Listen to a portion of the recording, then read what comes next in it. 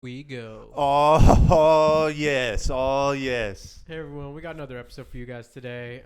Taking a little differently than we usually do, but want to talk about the new NBA GM poll that just came out earlier this week. So it's a kind of hot topic. We still have 2 more weeks till we get some NBA basketball.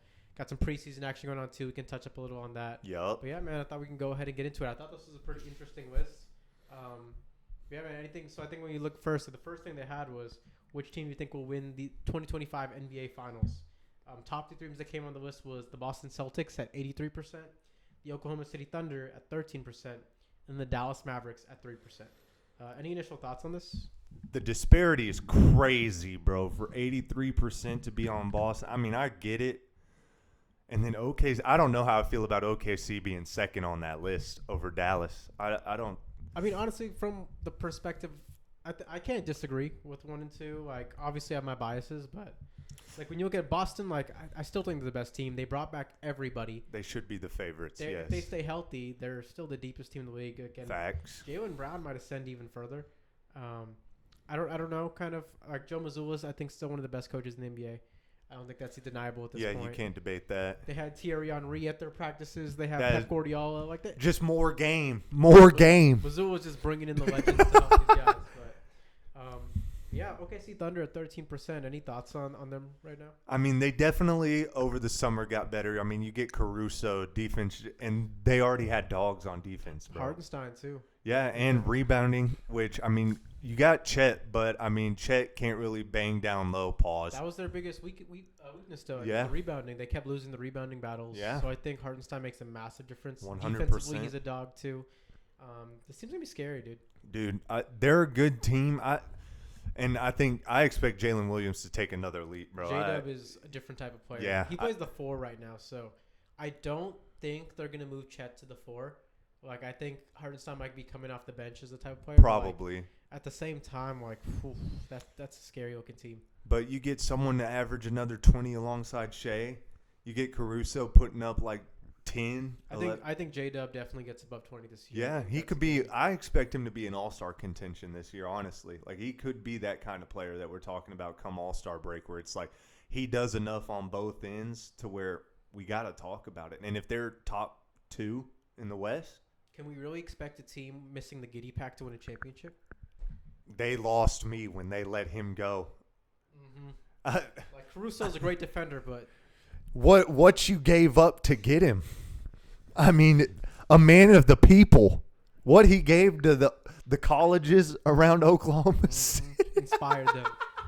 Shout out to the Giddy gang. Shout out Good the luck in Giddy Chicago. Pack, bro. Shout out the Giddy Pack making Block, his way you got up a good north. one. Yes, sir. I know they'll accept him, bro. He's gonna have a great time. My man Giddy knows how to get down. The Giddy get down. Yes, sir.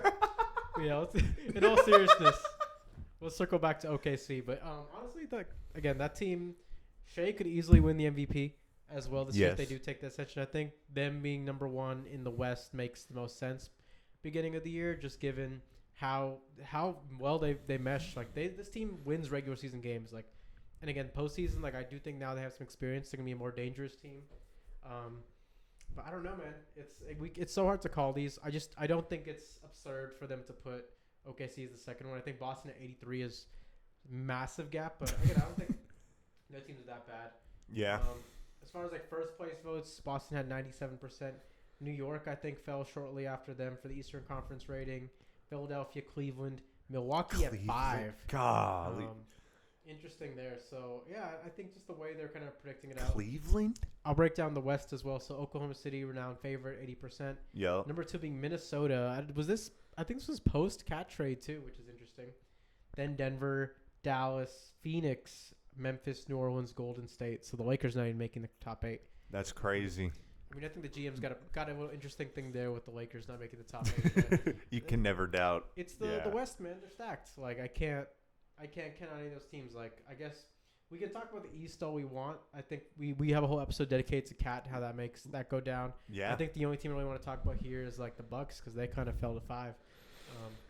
I don't. Is that based off longevity? Like, do their top 3 make it? Because I feel like if you lose one of those 3, they're kind of at like it becomes tougher. Because I mean, Dame, he's not known to be a defender, And I mean, Middleton, he just doesn't look the same. Yeah, he had some good games. This team will go as far as Giannis takes him. At the end of the day, you have Fraud Rivers and Darvin Hamas up there. It's gonna be it's dangerous. It's scary times in Milwaukee. I think we got The really, dirty D's. We really got to think about like how the season goes. Like, is this Giannis's last go in Milwaukee? If they fall like really short, if they can't get out the first round. No way. You just brought Dame over. You cleared hat. Like what? That's a complete rebuild after that, bro. And then Dame's just left somewhere like I don't think Portland. they're gonna have a say. I think it's gonna be like you do have to convince Giannis to stay now. Yeah, you have to give him something. So then you're overhauling everybody. Like Yeah.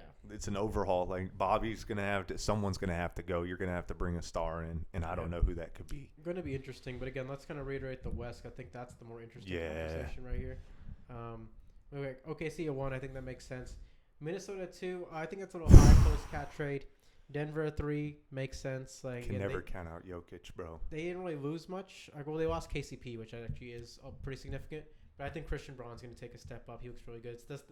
I don't know how big Westbrook's going to play. Is that Jamal factor. on the decline after the Olymp? Like I don't. I think Jamal he's like a streaky player, but he plays really well in that Denver offense. In the playoffs too, you can never like I think every playoffs. Coaching and the way the offense is set makes a difference. I think he's one of those players where it's like if the coach knows how to leverage him, he'll be really good. 100%. So I'm not basing off the Olympics.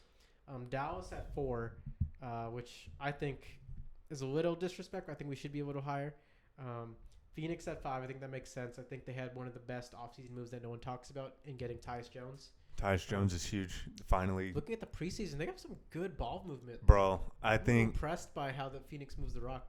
but I think that was the first time. That was a learning experience. Yeah, you get your ass busted and it doesn't look good. But I think everyone's Pause. starting to buy. Everyone's starting to buy in their role, man.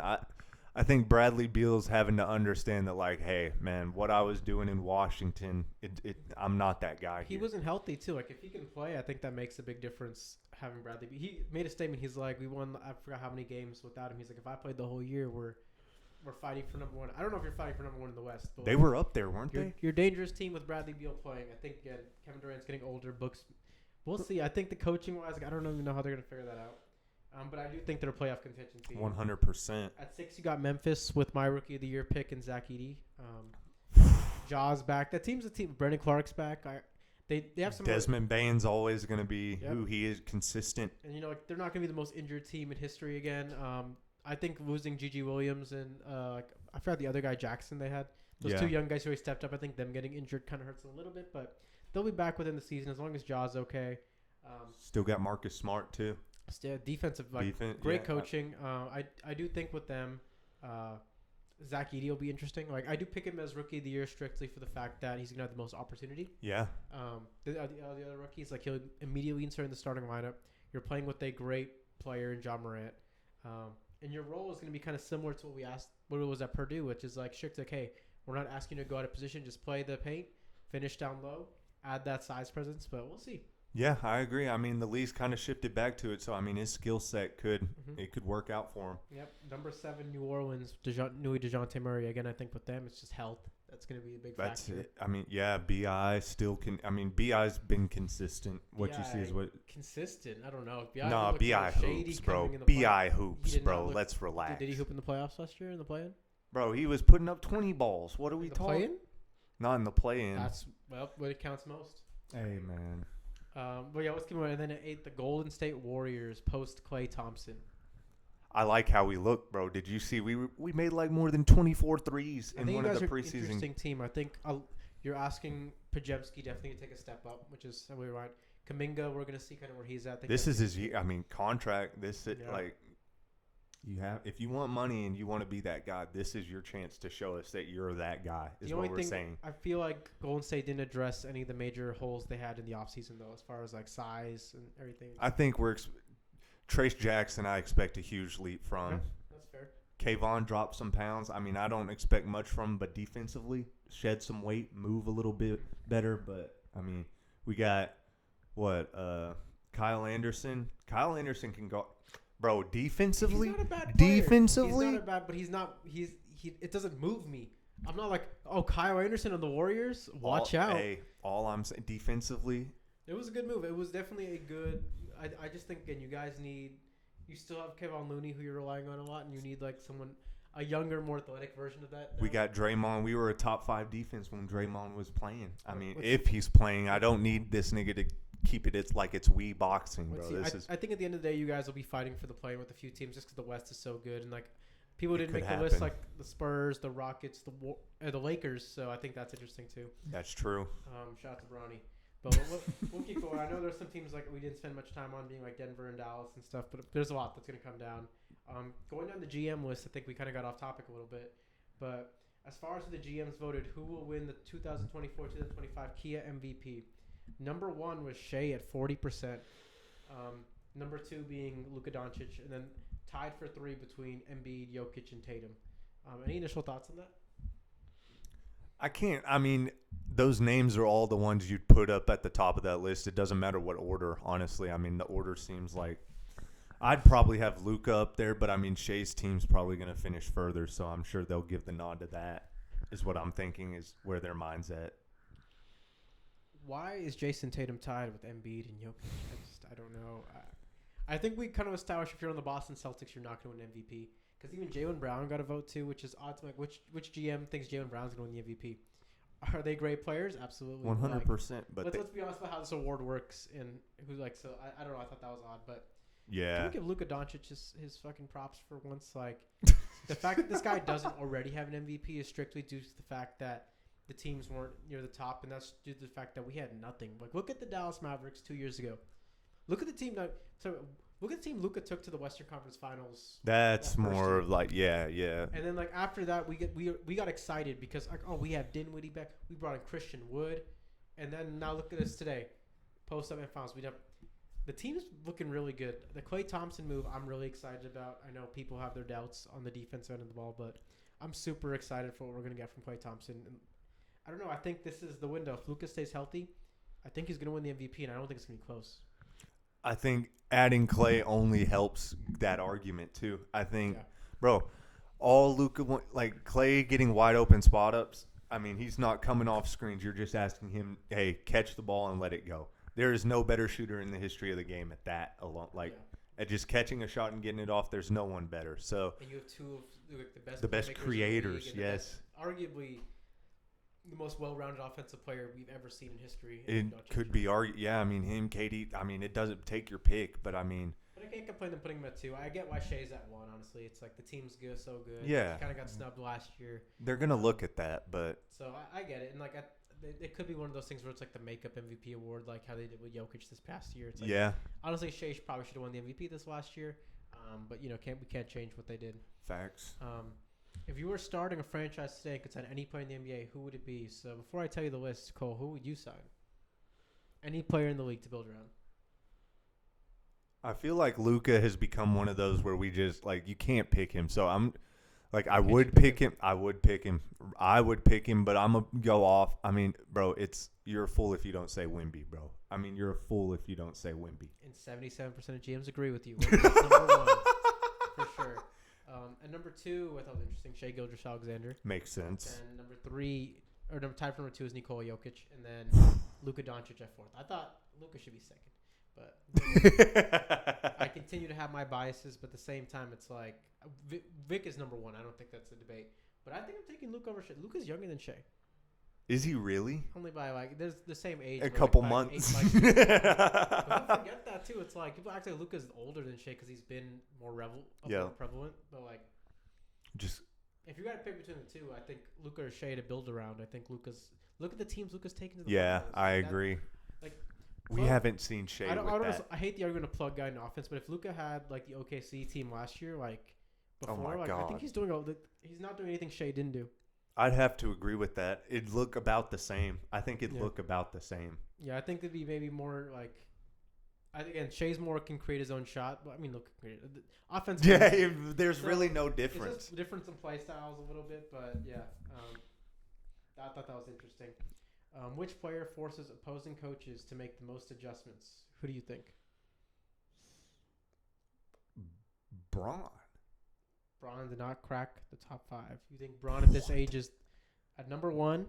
Luka Doncic. I was gonna say it has probably Luka. At number 2, Stephen Curry. I was gonna have him. Yep. Number 3, Nikola Jokic. Yeah. And then tied for number 4 is Giannis Mhm. and Joel Embiid, which I don't think I can't complain. I get the can't LeBron even- thing, but like I'm just Luka going off completely mind. disrupts the defense. Yeah. Steph is an anomaly in the league where it's like you just constantly have to have a man basically playing man coverage on him the entire. Yeah, you just entire got to game. have bodies to throw at that point. Jokic again. Mind, bro. The only thing that beat Jokic was like that Minnesota Twin Towers thing. Like otherwise, you can't stop that man. No, bro. And then Giannis is gonna Giannis, Embiid's gonna Embiid. Yeah. Yeah, last year the first player who won this was Stephen Curry at 40%. So, I'd believe it. It should be. which player is most likely to have a breakout year in the 2024-2025 season? And you can just name a few. At mine. Sengun. I'll off Sengun. rip. I like that. I like that. All pick. star, bro. I'm calling all star. I have, bro. Oh, I like that. I like that pick. Sengun. Who's another one? Wemby's, of course, going to take the lead, bro. I mean, for sure, Wemby's going to be an all-star probably. 100%.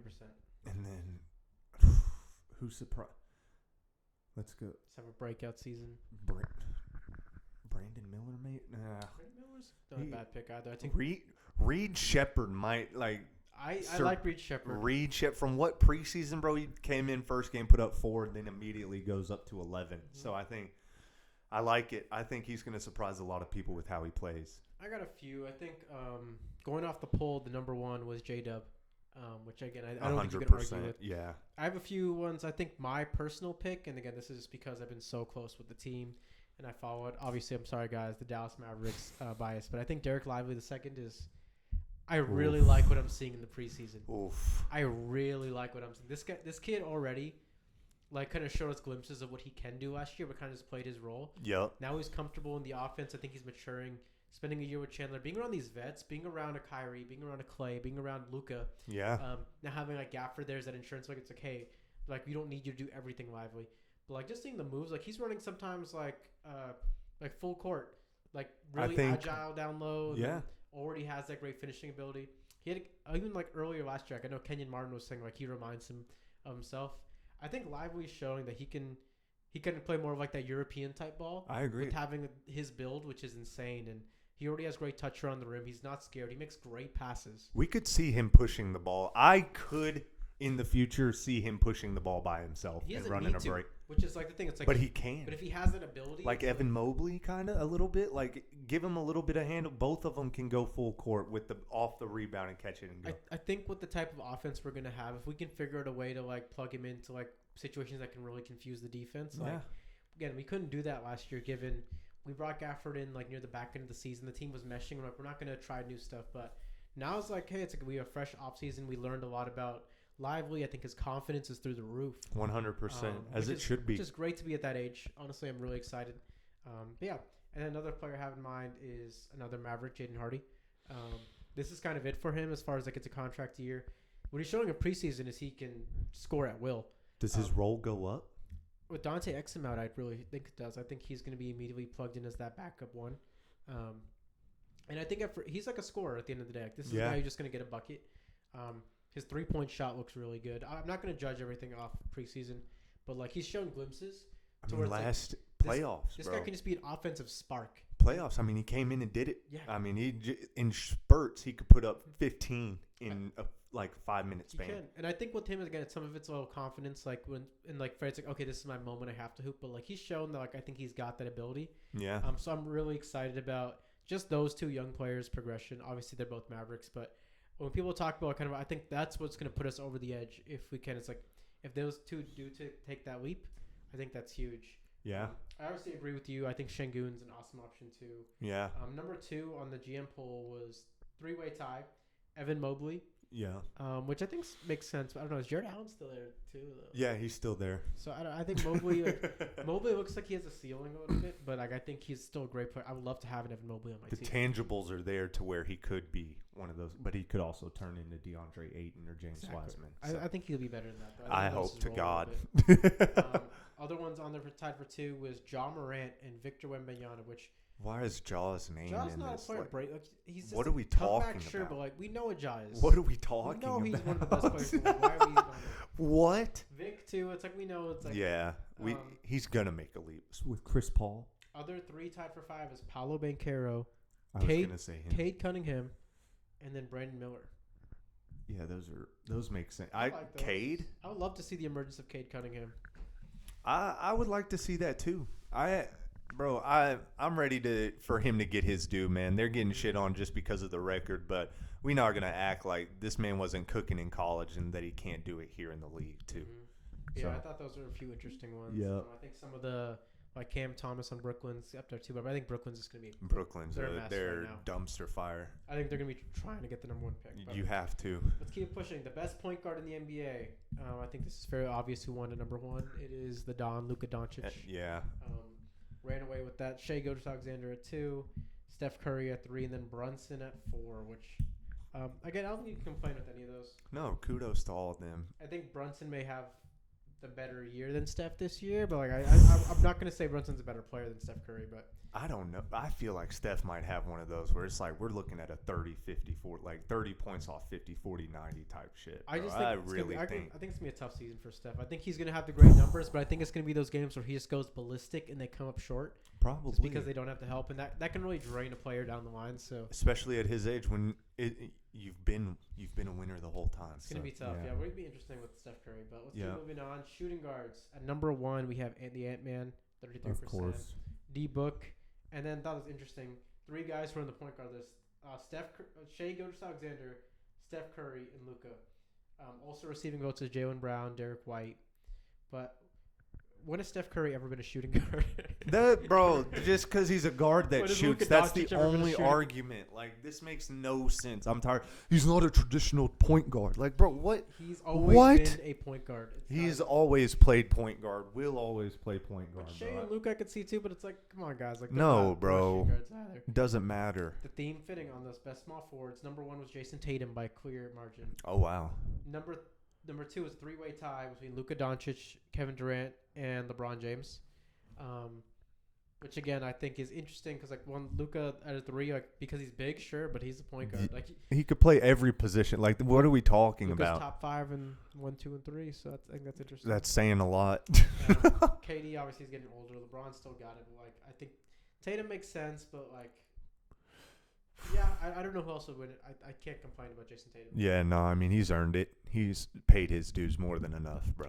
At power forward, we have Giannis Antetokounmpo and then Kevin Durant as 1 and 2, but Giannis by a large margin. I think that's again inarguable. It's been that way for a little bit, even though KD, bro. And then the center, the obvious answer, Nikola Jokic. The Embiid, MVP. yeah, And you got Nikola Embiid Jokic, and yeah. Victor Wembanyama, which I don't think there's a massive gap between them and everyone else. We're not gonna argue that. But those are definitely the top 3. Mm-hmm. Highest percentage of total votes on position. Okay, that's just Jokic. As far as offseason moves, Oklahoma City, number 1, which I was bringing in Caruso, bringing Harden. This time I could see it. The Philadelphia 76ers at 2. I and get the it. New York Knicks. I think, again, you can't complain with that. Sixers, you bring in Paul George, you re-sign Tyrese Maxey. And I think the most sleeper move of the year was bringing in Caleb Martin. Like, that's... I think that a moves the bucket needle. getter, yeah. And I mean, you re-sign Kelly. Both of those guys play defense. Martin and Kelly both play great They're defense. deep. That team's deep. this Yeah, year. they're McCain at the guard too, bro. I'll Hey, go as far as Embiid takes him in the that playoffs. is 100% a fact. Yeah, I can't complain. New York, obviously, with the cap move. I think he could move even higher. Yep. Not sure after this, but other ones receiving votes is Brooklyn, Orlando, Sacramento, which I thought was interesting. That Brooklyn, I don't know, Orlando a little bit, even Sacramento, we brought DeRozan, but like we brought in Klay Thompson. We're not gonna talk about that. Najee Marshall. Everyone's so big, like the loss of Derrick Jones Jr. Guys, it's Derrick Jones Jr. The DJ. Remember DJ. Remember who Derrick Jones Jr. was before we signed him? A G leaguer, bro. He's like, so he's. I think he's awesome. I loved what he did last year and stuff, but I think it says more about playing in our system with Luka. Yeah. How it can evolve a player, and like again, as far as defense, he was awesome, but there is a thing about playing under Jason Kidd. There is a thing about playing with Luka Doncic. You do elevate your game. We do bring the best out of people. Yeah. Again, look at the freaking people we carried so far. So, Dinwiddie back too, familiar with the system. I mean, insane bro, pull too. Yeah. Dinwiddie, yeah, he kind of shit the bed a little bit, but that man Preseason, hoops, I'm bro. fine. It I'm not doesn't worried make about a preseason. difference. It doesn't. Najee Marshall, we got it'll be a good team. I think so. We got maturity, we got vets. I think that we had a great offseason as well. More time together too always helps. But I like when we're a sleeper. We're not even top 5 in betting odds to win in Vegas, so I think that's I love being the underdog. Luka likes it that way too. Y'all keep that energy. Which one player acquisition makes the biggest impact? What do you think? One player? Yep, the one player signing which moves the needle the most for a team. And then I think Cat. Cat. Yeah, I mean, I'm sure people say like Paul George. I don't believe that. Paul George was number 1. Of course. At 60%. Mikal Bridges and Cat were both at number 2, so that's great. Top 2 are both Knicks players, which I mean that says a lot. Alex Caruso at 4. 100%. I think he's more of a pickup than Hartenstein is, bro. I'm curious. I think people are really high on Caruso, and he earns a lot of it. It's going to be interesting to see. I think the defensive end, they'll be nasty, but like again, I think those things Giddey did, which people kind of forget about, just like as far as the playmaking. Yeah. Now again, that could just be more time for Shai and J-Dub to get cooking. But I don't know. We'll see. I'm also hating because they're our number 1 competition to get back into the finals. So. Yeah, the most underrated player acquisition. We had Caruso at number 1, KCP to Orlando at number 2, which is a big. That is huge. And then Hartenstein and Tyus, Klay Thompson at 5, Chris Paul at 6. The San Antonio Spurs. I think Chris Paul should be higher than 6. Yeah, they're doing. I think they should be higher than 6, bro. I'm like, oh my, this bro! is gonna be He's the guy who's thrown the most lobs probably in the NBA ever. With the guy who probably can catch. Yeah, bro. Like that's gonna be insane. That's gonna be insane. Wrapping up, which team will be most improved? Memphis Grizzlies at 1. I don't think there's any debate there. Yeah. These GMs understand it. Most surprising move of the offseason was Cat. 100%. I don't think Paul George is that surprising. Honestly, I thought people saw. No. DeMar, kind of sure. Sacramento. Mikal Bridges for sure, and then Zachary Richere drafted number 1. I mean, the draft was going to be solid. Whatever. Yeah. And then like Clay is like honorable mention. Tyus Jones honorable mention. Caleb Martin. I think Caleb Martin's the biggest shock, honestly, because that was such a good sign that no one talks about. That was a late one too. It was a little late. It wasn't early. Under the radar. Yeah. I'm like, this is huge. Yeah. Who will win Rookie of the Year? Who do you think? I said Zach Edey. Give me Reed Shepherd, bro. I'm gonna stay on the high horse of Reed Shepherd. 50% of GMs will agree with you. Reed Shepherd at number 1. Zach Edey at 2 with 30. Yeah. Stephon Castle at San Antonio at 13. Then also receiving votes is Ron Holland, Alex Sarr, and yeah. All right. Which rookie will be the best player in 5 years? You want to stick with Reed? Man, oh God, I don't know. Probably, yeah. I'll just keep it there. Yeah, him or Sarr, probably. I'm gonna go with the wild card. Depends obviously what the team does. Let's go with Donovan Clingan. I liked him coming out of college from UConn. Reed got number 1. Stephon Castle was 2. Zachary Richere was at 3. And then Alex Sarr, Bub Carrington. Some other ones, Matas Basalis, Donovan Clingan. Dalton Connect's on here as well. So I'm guessing that was Connect could be Palinka one of them who ones. made that vote. All right, which rookie was the biggest steal and where was he selected in the draft? I don't, bro. Bub Carrington at 14, 1 for Washington, and Devon. I don't even know. Dalton Connect's on here as well. Terrence Shannon, Minnesota at 27. Actually, that does sound like a steal. I'd say Dillingham to Minnesota. And then Nikola Topic to the Oklahoma City Thunder, which I forgot about. I did forget about Topic. Yeah. I don't know if he's playing this year, but that's scary too. That's just more reps, bro. You learn too. A lot of these other questions are kind of going down just regular stuff, but I kind of want to spend some time talking about OKC. I know, again, they were the number 2 picked.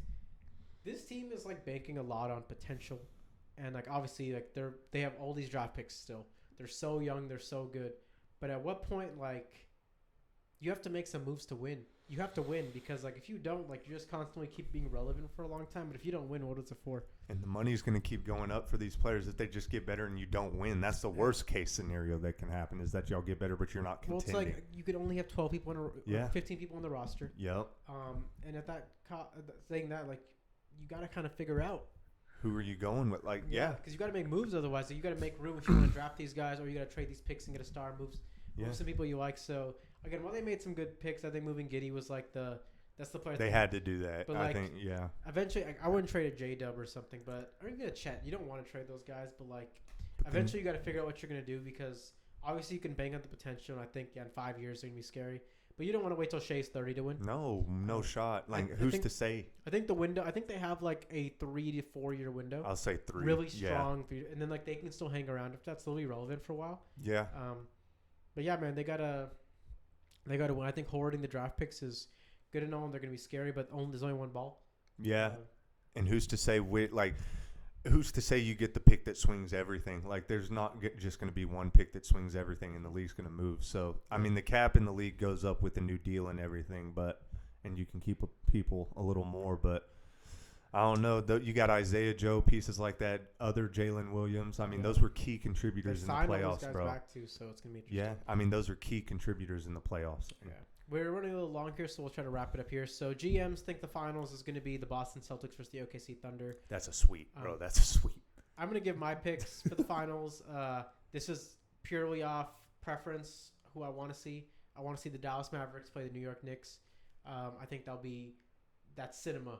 I think that's what the NBA needs right now. Fuck Boston. And yeah, that's all I got. With that, bro. Fuck Boston. 90% of the sports world agrees. They Fuck were the Pats. that big facts. Yeah. Shout out to Aaron Hernandez.